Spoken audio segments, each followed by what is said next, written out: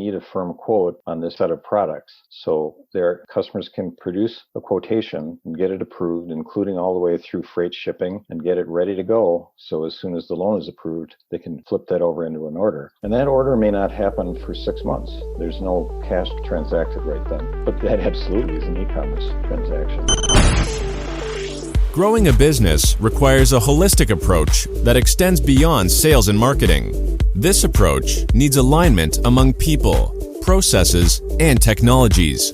So if you're a business owner, operations, or finance leader looking to learn growth strategies from your peers and competitors, you're tuned into the right podcast. Welcome to the WBS Podcast, where scalable growth using business systems is our #1 priority.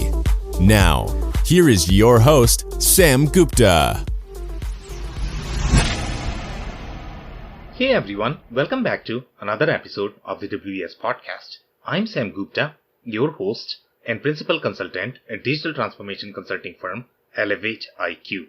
If you're building or upgrading your e-commerce capabilities, you are likely to evaluate several platforms. This evaluation needs to be comprehensive, covering factors ranging from legal contracts, deployment issues, customer experience needs, product model complexities, and your team's skill set. If you chose a platform without performing due diligence, you might experience cost overruns with your e-commerce budget. In today's episode, we have our guests, Erin, Courtnay, and Landmann from Earthling Interactive, who discusses the strategies and considerations to evaluate e-commerce platforms and architecture. They also discuss how the e-commerce needs differ between B2B versus B2C and among different industries. Finally, they also discussed several other nuances that drive the cost and design, including product models, search filters, and the technology ecosystem. Let me introduce them to you. Earthling Interactive knows that no two manufacturers are alike, and that every business needs technology that works for them instead of the other way around. Landmann is the director of e-commerce for Earthling Interactive. He has participated in building over 45 e-commerce storefronts on several platforms and is a Magento certified solution specialist. Erin Courtnay is the VP of Digital Services for Earthling Interactive. Erin refers to herself as a digital empathy practitioner. Her job is to listen and serve manufacturers that are cautiously exploring e-commerce, marketing technology, and automation. With that, let's get to the conversation. Hey, welcome to the show, Erin and Eric. Thank you, Sam. Hey, Sam. We're so excited to be here. I'm super excited to have you guys as well. And this is always fun to have two folks on the interview just because we can have far more thoughts. So I'm actually going to start with you, Erin. Just to kick things off, do you want to start with your personal story and your current focus? Well, thank you, Sam. Well, my story really begins at Earthling. I did a lot of things before I was at Earthling, but that's where I met technology and great people like my coworker, Eric, that you'll meet. What I love about what we do is we're keeping small and medium businesses going into the future. I love family-owned business. I love small business, but without digital technology, they're not going to make it into the future. So I'm really excited about that part. Okay, amazing. Eric, do you want to tell your story and your focus? Oh, sure. What I like about my job is that I like building e-commerce sites because I like to see sales. I like to see little, especially small business people, small to medium-sized businesses. I know that it hits their bottom line. I can see the sales coming through, and I can see that it roll in, and it really makes a huge difference, which is unlike just a marketing site. I say just a marketing site, but well, it's tangible benefits. That's what I really like. Yeah, so Eric is going to be my money guy. He's really after money. Okay, so the next question is going to be aligned to your interest, Eric. Okay, so what is your perspective on growth? And that is the standard question that every guest on this show has to answer. So what is your perspective on growth? Well, there's a certain attrition of clients over time with any particular business, and you've got to have growth to keep your business going. And once an infrastructure is paid for, like a website or staff, growth just is extra profit at some point.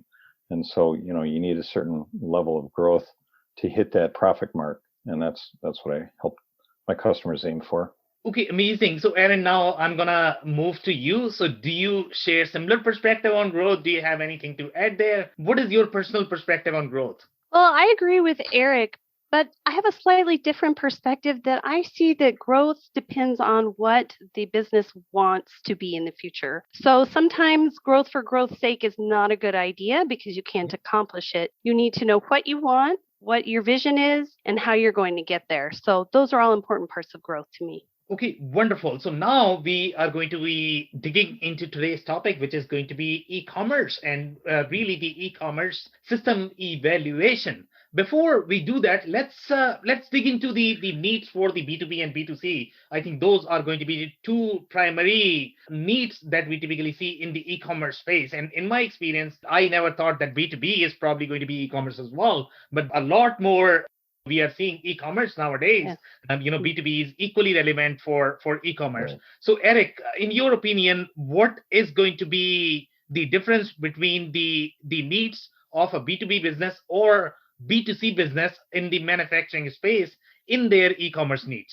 Well, B2B businesses have different models frequently than B2C sites. They may have sales representatives, for example. They may or may not sell directly to the public. So they need a site that supports more than one sales model. And by that I mean, you may sell directly to the consumer, but you also may sell wholesale to dealers. So your site infrastructure needs to be capable of doing multiple things. And a lot of B2B sites also are multi-domain. They may have multiple brands, or they want different sites, not necessarily the same for B2C sites. So there's a whole infrastructure in the architecture that deals with different selling models and different business rules. That's the biggest difference. Yeah, so let's talk about some of the differences in different industries. And Erin, I'm actually going to move to the same question with you as well. But before we do that, can you touch on some of the verticals? The needs across the verticals is that going to vary? Let's say if we talk about automotive manufacturing versus food and beverage manufacturing. So e-commerce needs across these verticals, is it going to vary or is it going to be same, Eric? Well, I think it's very, very different. You have the concept of wholesale customers, and you have different pricing groups, which is similar. Usually it's up to the administrator when they negotiate contracts or selling discounts to establish price groups, and typically it's by volume. Sometimes there are OEM products that are only sold to one or two customers. So that's a very different situation. So that could be in automotive products, for example. We have that situation with a customer of ours who sells commercial water heaters. They have one customer who's a very large customer, but they only have one custom product for them. So that's kind of unusual. Yeah. Erin, do you want to add anything there in terms of the e-commerce needs for B2B versus B2C? What kind of trends do you see from your perspective? And if you have seen any differences across verticals, do you want to touch on these specific verticals? One thing I like to point out to people, Sam, I think you'll agree, is that there's a difference in perception of what e-commerce is between B2B and B2C.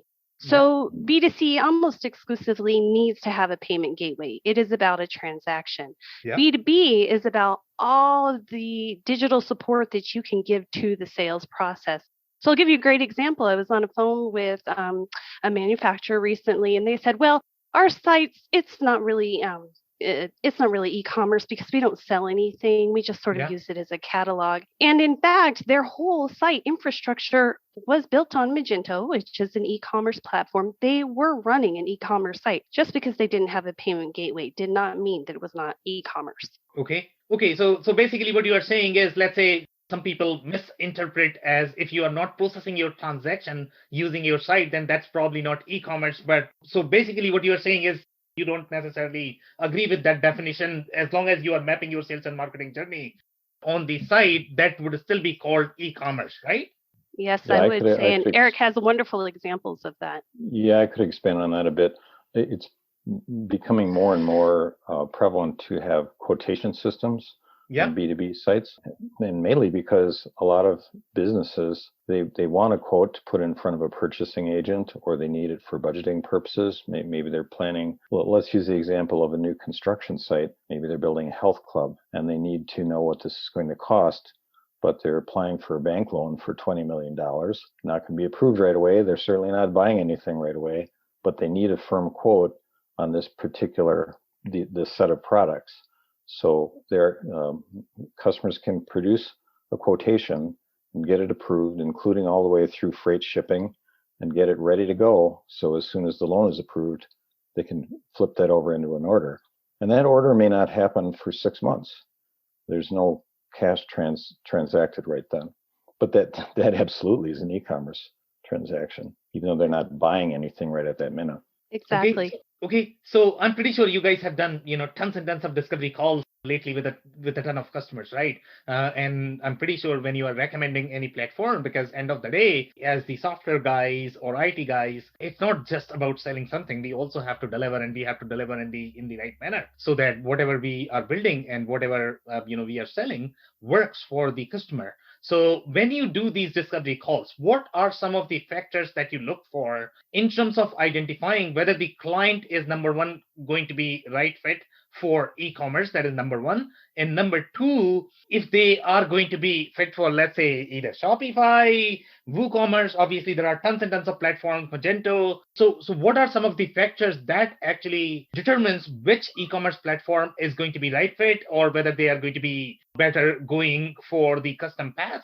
In some situations, I'm pretty sure any of these standard platforms are not going to work. So what are some of the factors that you look for when you perform discovery call? Erin, do you want to start with that first? Sure. Then I'll quickly hand it over to Eric. Your first part of your question, how do we know if they're a good fit? There's a couple of really key things. And one of those is long-term commitment. Having an e-commerce site is almost as much work, maybe sometimes more than your brick and mortar store. You've got to be thinking about your e-commerce site as a living, breathing thing that you take care of. If somebody isn't prepared to do that, then it's not going to be a good fit for them.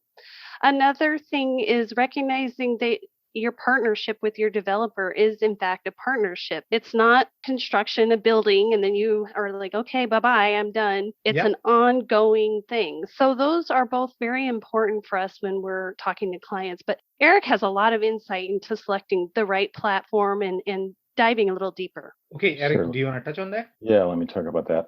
There's some technical considerations we look at. Basically the catalog, how many SKUs, how many products, and how many variations, and what sorts of variations there are. The category structure is useful to know. Do you have 2,000 SKUs or 100,000 SKUs?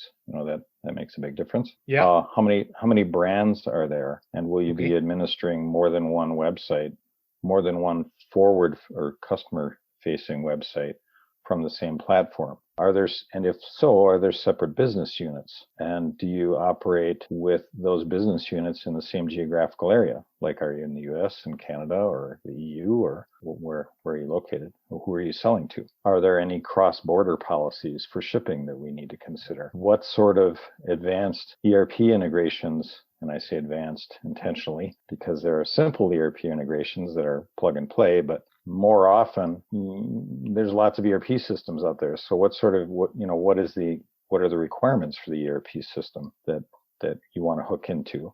Probably that's going to require some custom programming at some level. And do you have an ERP consultant that you work with? Or what is your in-house staff availability for product administration? That's huge, because if if your staff is stressed out and don't have enough time, well, that's kind of a problem. So we need a commitment from the client to know if they really are, really going to dive into this. So those are some of the big factors. Oh, also, here's something else. We recently looked at a site who was on one platform and they flipped to another platform, but they didn't do their due diligence, and they wound up, once the site was built, getting their invoices for all of the little plugins and such that they had to rent on SaaS platforms, and it turned out that they were paying $5,000 a month for hosting. So, that's an examination of the features of the platform and the cost benefit also. So, that's a lot of things there. So let's talk about the $5,000 hosting, and we are going to be talking about each of these points in turn. And Erin, if you have anything to add, obviously feel free to jump in and chime in. This is an open conversation. So why did they have $5,000 hosting fee? What were the primary drivers, and how come this came off as a surprise? Did they not know that they were paying $5,000? That's a really good question. Somebody didn't do their due diligence. Well, by the time they they went through the whole, they were on one platform, flipped to another platform, flipped, I mean, that's way too quick a term, but they redeveloped the site on another platform, but they didn't analyze all of the features that they got free on an open source platform, which is what the one they left, or that they could buy an extension for a one-time fee, compared to the platform they moved to, where most of these plugins were an annual fee or a monthly fee for some of these things. So they're essentially renting the code in perpetuity. There's, so it just keeps going. So there's no way to just like pay for the site and get most of the capitalization done up front. There's two different schools of thought about that. One is, okay, if you're not sure you're going to do this game for a while, maybe you want to start out like that, and then your cost of entry is lower to do the site. But over time, it's way more expensive to keep doing it that way. So, that's another factor. That's a business consideration that the owner has to determine. But that's where they got tripped up. And just to chime in a bit, Eric, also under consideration needs to be that you might have SaaS, you might have a subscription. On the other hand, if you're working with the developer, you do have service costs you need to consider as well. Yeah. So then they're not one-to-one, but it's really about what's your business, how do you operate, what do you need in terms of a partner, and a SaaS solution with subscription base might be a perfect fit for you, but don't just be lured in by what the price point is, because that might not solve your problem over the long term. Yeah, that's an excellent point. And when we come up with proposals or we do our strategy and evaluations to recommend platforms, we factor in, okay, you should plan on this much money per year on maintenance, because it's, websites are really like living entities. Technology changes all the time. Yeah. And you need to plan for updates because they are going to happen. It's a certainty. Okay. So let's talk about some of these industries, the industries that you mentioned, that based on the industries, you could probably make a determination, whether you want to go for SaaS or whether you want to go for slightly more customized model. So let's pick some scenarios or the examples. And I don't know if you have the examples from your recent projects, or you want to provide maybe some stories of the businesses which might be slightly better fit for the SaaS model versus the service model in which you are paying for the developer. So do you want to do that, Erin? Do you want to start first? Well, one of the things that you definitely need to consider is how much your product line is going to change or not change over time and how large it is. Okay. So the simpler, and this applies most obviously to B2C, but the simpler your setup is, the more you can get away. And definitely we would encourage you to consider looking at SaaS. So you have a small product line, it doesn't change much over time, and it's basically just an easy way for your customers to purchase something that they consistently want from you. That's easy. But whenever any complexity comes into certainly customizations, your product line changes, then you're looking at needing a lot more fine tuning, which can be harder to do under a SaaS infrastructure. Eric, would you say that's the case, or what would you recommend? Yeah, I think that's a really good determiner. I'll give you an example of a site. We have a customer who sells furniture, and they have a product line. I think one product line is about 600 products. And they have, use an example of chairs, like office chairs for, say, medical firms or clinics. So they have a couple of hundred different types of chairs, and those chairs have wood finishes and different fabrics, but not the entire product line has those. However, they may have 50 or 100 products that have the same finishes and or the same products. So there's systems that involve templates that you can apply to a whole range of products. That's a really, really advanced architecture that does that.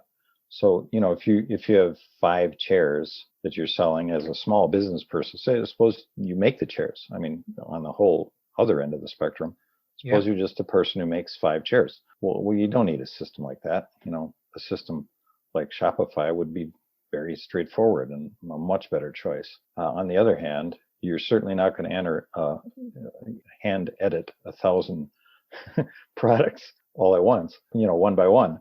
You want a system that deals with lots and lots of products fast. And those types of sites usually have a full-time administrator who who manages the products and catalogs and all the orders. Yeah, so let's define what a product and product line really is, because sometimes there could be a lot of disagreement in that as well. Okay, so some people think that, okay, product is going to be simply an SKU, but then there's going to be a lot of debate about, okay, which product should have a SKU. So in your experience, let's say if you talk purely from the e-commerce perspective, how would you define a product line and what would be the product underneath? Take that. Well, a product line, we'll use an example of a recently launched site, a site that sells sailboards. The sailboards are by a particular manufacturer. That manufacturer may have what they call 3 or 4 product lines. It would be, say, a sailboard with a mast and what's called a foil, a thing that sticks down on the bottom where you can raise up above the water. But that particular product may come with, say, 6 different sails, several different foils, and about 5 different lengths. So there's probably 40 or 50 combinations of all of those different features for how they configure it. So that would be, we would call that a product line because it's the same manufacturer and it's the same name of the product, but it's got all of these different configurations. So that this vendor also has other types of sailboards and the stand-up paddleboards and other types of things. And those would be different product lines, all from the same manufacturer. Yeah, and we have seen this problem in case of the matrix inventory as well. And I don't know if you guys are familiar with that term. Typically, that is going to be very applicable in case of fashion, because in the fashion world, obviously, you are going to have tons and tons of styles. And this problem we have also seen in industries such as, let's say, if you talk about meat industry, because you may have several different cuts of meats and you don't want to have, let's say, the multiple SKUs just because, that's actually going to cause a lot of admin overhead just to maintain those products and SKUs, right? So obviously you want to have some sort of either the variant inventory or the matrix inventory. So do you guys not use that term, let's say in the Magento world or the Shopify world? My understanding is Shopify at least supports the matrix inventory, right? Yeah, the terminology is different. The terminology is irrelevant. It's the same concept. Yeah. So that sailboard example, suppose you have that particular model that's got 40 different combinations. Really what they're doing is they're taking a board and a mast and a foil, and they're making a product. They're sort of assembling a product in the warehouse. We're throwing it in the same box anyway. So there's discrete inventory numbers for each of those pieces. And each of those pieces has its own SKU, but they sell the whole thing together as a product. Yeah, it does. But I mean, that concept is called typically kitting. So there are 2 different concepts, right? So one is going to be the kitting. Kitting is slightly different, right? So in case of kitting, what you are doing is you are really bundling different SKUs. So the products that are going to be underneath the kit, obviously the kit is going to have a SKU number, and also your products are going to have the SKU number. But in case of variant, when we talk about the variant, right, you definitely don't want to have these multiple SKUs. For example, let's say if you talk about shoe or you talk about t-shirts or apparel. In that case, what typically happens is, let's say if I'm buying a shoe, it may come in 10 different colors and 10 different sizes. Now, if you combine all of those variants, then you are going to have 100 different configurations. But the underlying product is still the same. The only variation among those products, and sometimes even the pricing could be similar. I mean, sometimes it could be different just because they want to charge, more for black and not so much for, I don't know, maybe white. So sometimes pricing could be different, but for the most part, the only variable that we have among these products is going to be really those 2 or 3 different variables, right? So in majority of the time, what we see in the ERP world is you don't want to have the independent SKU for these products. You simply want to have some sort of variable inventory or the variant inventory or the matrix inventory so that, you don't have as much admin effort, but at the same time, you are able to provide, let's say, the sales orders based on your size, based on your color, and you are not shipping, let's say, wrong size to the customer. So do you not have similar concepts in case of the e-commerce? Oh, sure. Absolutely. I'm looking at a product right now, one of these sailboards, and there's about 9 variations. And the SKU is for the base product. There are SKUs for all of the little variations, but we don't publicly expose those because the shopper doesn't really need to know or care for that matter. Yeah. It just sort of clogs up the product page. What they care about is the color and the size of the sail and how pretty it looks and stuff like that. So Yeah, but when the inventory is synchronized, and the order is pushed into the ERP system, yeah, we absolutely say, oh, well, it's got this board, this foil, and this sale. Those are three different things that need to be tracked. Okay, so you are saying that the base product is going to have some sort of SKU number, and the variants are going to have some sort of SKU number as well. But while configuring, you don't have to configure all of those styles and configuration. The only thing you have to say is, hey, you know what? This is my base SKU, and it comes in 9 different styles. Because see, if you actually create 15 or 100 different products, that's an admin overhead. You have to spend as much time. Oh, right. Let's say if I'm the IT administrator, say I have to go and specify, let's say, the payment term or the taxes or whatever you have to specify related to that product, because you have to do a lot of data entry when you are setting up the product for the first time. So if you have to do that for the 100 different products, that's going to be a nightmare when the only variable there is really your style and the color. Yep. No, the platform that we would use that would do that will automatically generates product variations based upon the product attributes. Suppose you have so this particular sale might have 4 sizes. The board length may be 6 different sizes. I'm just throwing out numbers. I don't know exactly. Yeah. Because I'm not a sale board guy. Although I'm learning more. So when you create this product, you just say, okay, it's got this particular sale attribute, this particular board attribute, and build me a product. And then it goes out and builds however many variations, maybe 30, 40 variations. And you don't have to assign SKUs to it if you don't want to. It'll build sort of a temporary SKU or a storefront SKU for you. So yeah, I can build one of those products in really just a few minutes. It's pretty fast. Okay, so have you seen across the platforms, and I don't know how many you have seen some platforms that do a better job with these variant products as opposed to the others? So typically from our experience, when we look at the system 1, system 2, system 3, one system is going to be slightly better for a specific scenario because they are designed for specific business cases or the industries. The other one is going to be deficient. And typically when you try to install system 1 in case of system 3, when it was not originally designed for that, obviously your effort is going to be increased. So in your case, do you think that, let's say if you have very configurable inventory, then have you seen any challenges with any specific platforms or advantages with any specific platforms? Well, I can give you 2 recommendations.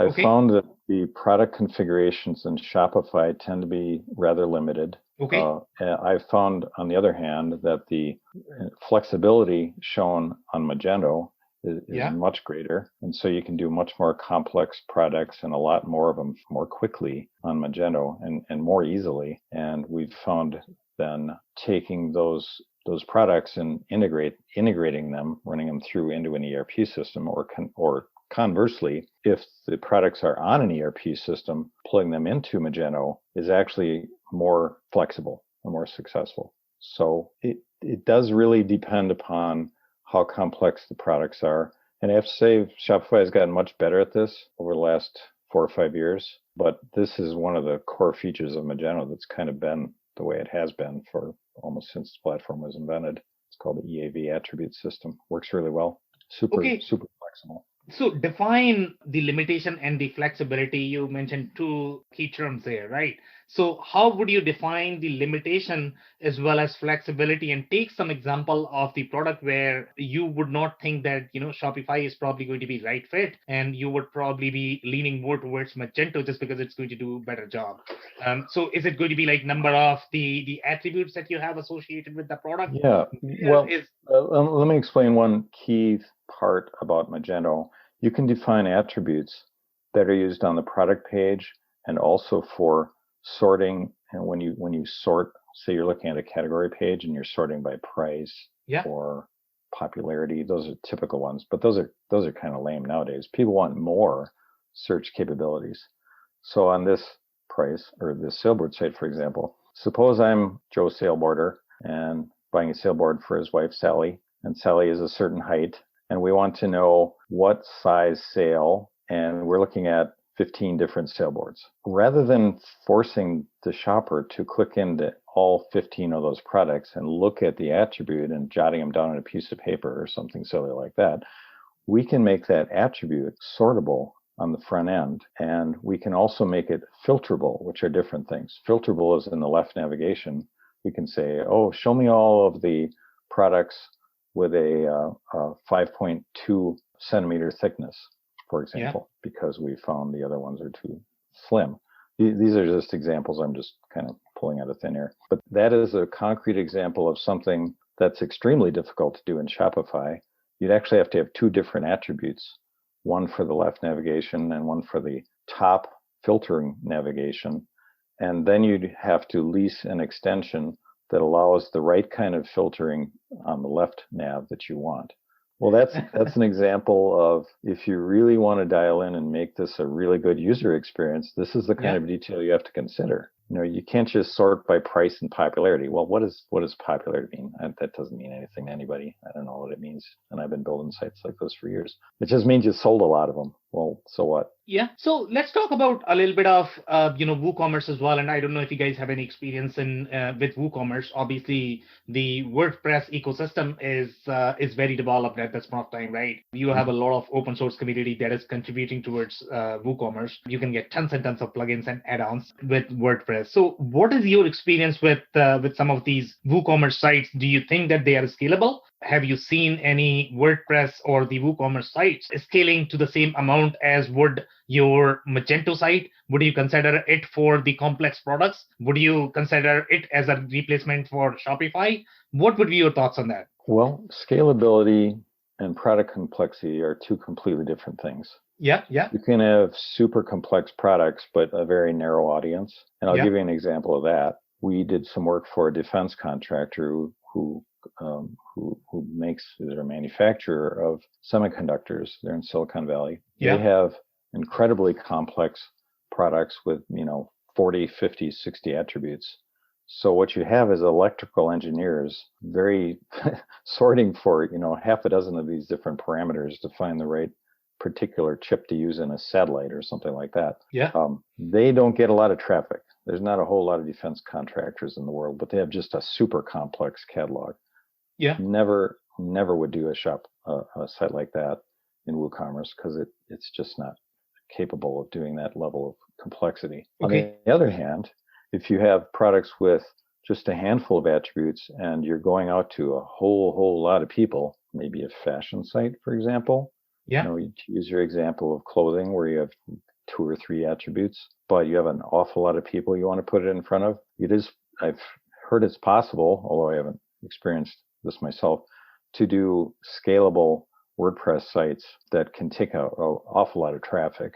I know that that's possible because there's some absolutely huge sites that run WooCommerce, but I don't think they have that level of product complexity. Okay, so can you talk a little bit from the design perspective, of WooCommerce? So is it going to support the product attributes? Is it not going to support product attributes? Do you know? Do you not know?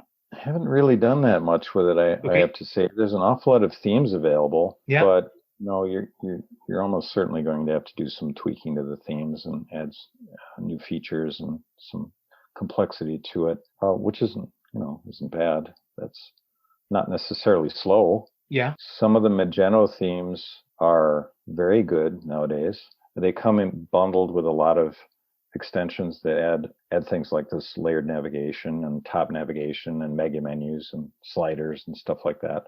So before it was much more of you've got to hire a developer to build all of this stuff out. Well, that's not really the case anymore. You can get some pretty nice themes and use them almost right out of the box and then just build on top of them. That's one thing I was going to bring up, Eric, or ask you about. The developer community, well, certainly for WordPress, and I would imagine it's expanding for WooCommerce, is just so large. There's a lot of resources out there available, whereas Magento is so specialized, you don't have that same community resource that you would. So I would say that's another thing to take into consideration if you're comparing those two. Yeah, I would say there's a pretty large Magento developer community, but it tends to be more international, it seems like. There's some really big popular vendors that sell their stuff commercially, but you're not going to show up to a local Magento meetup. I mean, that just doesn't happen. WordPress, on the other hand, is it's the other end of the spectrum there. Awful lot of WordPress developers and WooCommerce developers around. So, but in the end, it's just a tool. You have to look at your requirements, figure out what it is you want to do and what features you need to support. That's the key. Okay, let's talk about the technology aspect as well, right? I mean, see, as you mentioned towards the beginning of the conversation, that website is going to be the ongoing thing, and for the most part, based on what I have seen, as majority of the customers or businesses that actually maintains the e-commerce site, they are going to have some sort of in-house capabilities. So let's say if somebody is doing this for the first time, or maybe they are trying to switch the platform. So talk about the different technical skills that the customer needs to have. Is it going to be similar technical skills from the, obviously they need to have the basic web skills, your JavaScripts of the world, your HTML of the world. But I mean, what other technical skills do they need to have when they consider either Magento, Shopify, WooCommerce, or BigCommerce? I'm going to jump in here,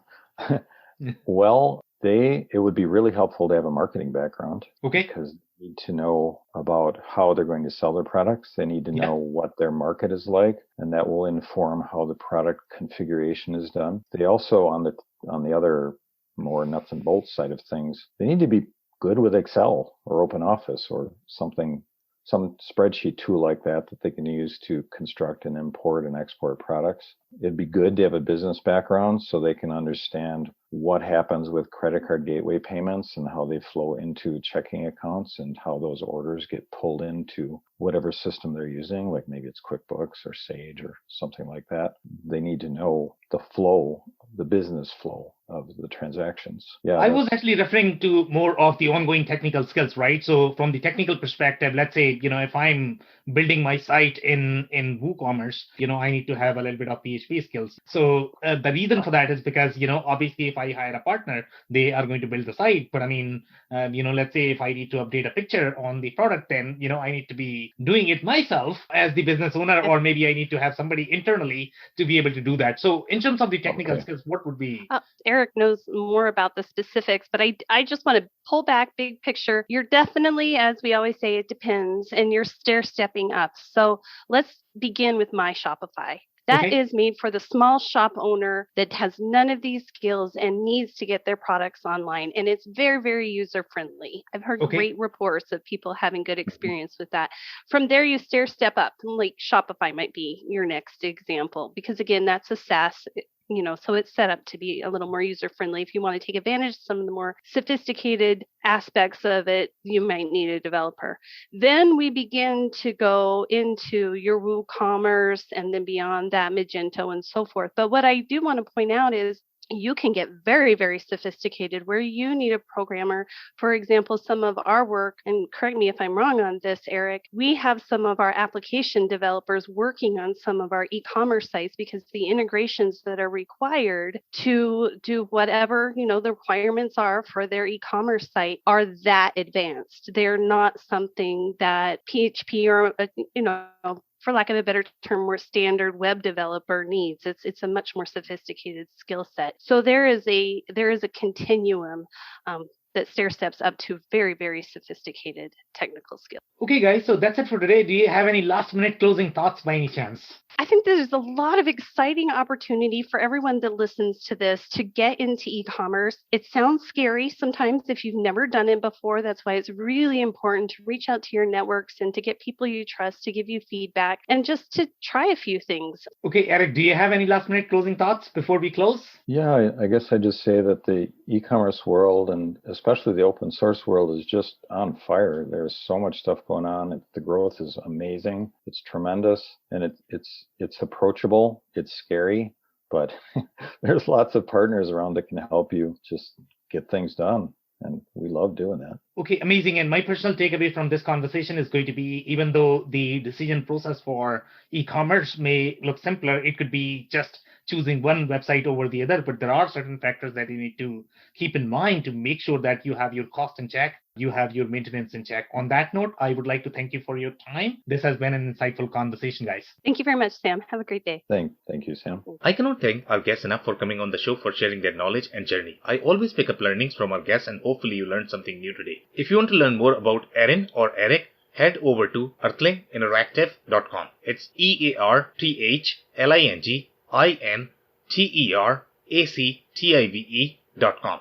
Links and more information will also be available in the show notes. If anything in this podcast resonated with you and your business, you might want to check other related episodes, including the interview with Richard Holcher, the Wizard of Oz, who describes the challenges associated with buy online, pick up at store model. Also the interview with Chase Clymer, who brings a unique perspective for manufacturers and e-commerce merchants from his experience of helping customers getting their e-commerce businesses to grow from the ground up. Also, don't forget to subscribe and spread the word among folks with similar backgrounds. If you have any questions or comments about the show, please review and rate us on your favorite podcasting platform or DM me on any social channels. I'll try my best to respond personally and make sure you get help. Thank you, and I hope to catch you on the next episode of the WBS Podcast. Thank you for listening to another episode of the WBS Podcast. Be sure to subscribe on your favorite podcasting platform so you never miss an episode. For more information on growth strategies for SMBs using ERP and digital transformation, check out our community at WBS.rocks. We'll see you next time.